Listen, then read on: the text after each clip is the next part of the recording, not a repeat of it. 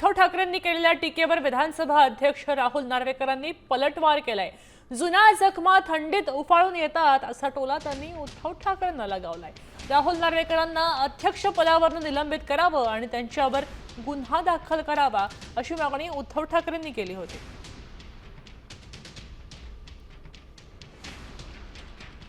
अध्यक्ष हे कोणत्याही पक्षाचे नसतात, ते जनतेचं जे काही न्यायासन आहे विधिमंडळ त्याचे अध्यक्ष असतात आणि तिकडे निष्पक्षपातीपणाने कारभार करण्याची जबाबदारी त्यांची असते।